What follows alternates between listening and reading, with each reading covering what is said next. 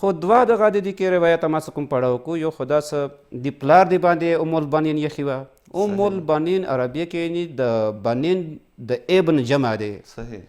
د اولادو مور د بچیو مور صحیح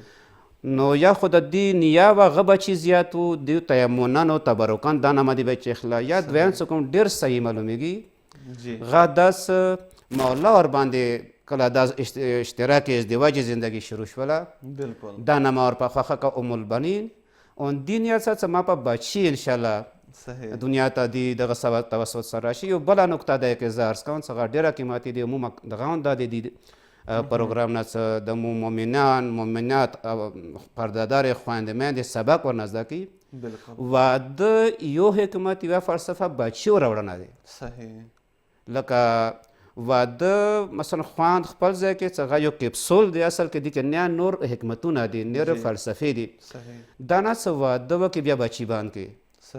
یا واده وکړي مثلا 2 کالو 3 کالو بعد بچی 15 کالو بعد بچی یا مثلا اول زندگی کې بچی غوړي را نه وړي یا آخري زندگی کې ما راوړي بالکل نه د واده یو حکمت یو فلسفه دا دی څه بچي راوړي که آندي نسل کې نیک بندگان راشي دا والدینو دپاره ذخیره آخرت دی بشک او که نیک بندگان راشي د خدای منځونه د خدای سجده د خدای دین به زنده شي د خدای دین نگهبان بشي صحیح نو دغه بیبي محترمه بیبي قدرمنه بیبي څه کومه دغه نامې چې اخلا ور باندې ام البنین دی دغه سره سره انشاءالله د دې بچي کېږي هغه بچي به داسې دغه کوي ام البنین شوله د دې عظمت اندازه دا نه لګېږي او زیات تاریخ کې دا ذکر شوی چې امام علی علیه السلام دې ته ام البنین زیات دا ویلی شوی دی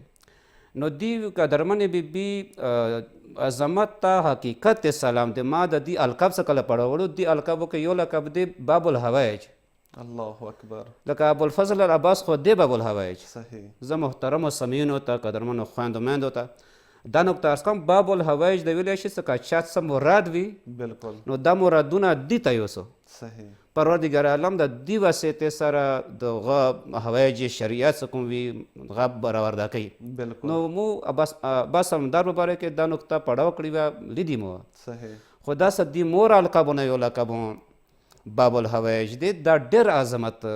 مقام معلومیږي د دې والا بس بیبي ام البنین چې کومه ده دا هم باب الحوایج دی لکه دی مخصوص فرض کا چوک نظر مانی دی بیبي په نامې باندې وماني چوک سنتي مستحب منځونه مانی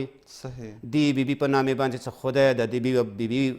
واسطې سره د دې دغه سره برکت نه مو ته دغه څه کوم دی دا حاجت برآورده کا صحیح یوه بله نکته څه غواړم دې پروګرام کې زه عرض کوم ګرانو قدرمنو سمیینو ته هغه دا دی څه دی خپل کومه زندگی تیره که چونکې د ازدواج زندگی کومه دغه دی څه ذمهداریانې په شوهر باندې راځي صحیح او څه ذمهداریانې د مور باندې زوجه محترمه باندې راځي بالکل دی بیبي خپله کردار ډېر بهترینې طریقې سره ادا کړه صحیح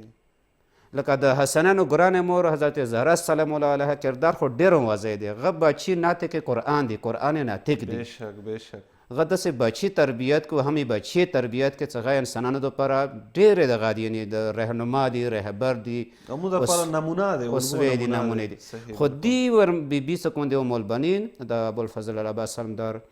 ګرانې مور کوم بچي تربیت کو هغه خپل ځای کې غان ډېر عظیم دی سبحان الله او د دې عظمت اندازه دې نه لګوی شي لکه مو سمیینو کیدای شي اوسه پرې د کربلا شهداو کې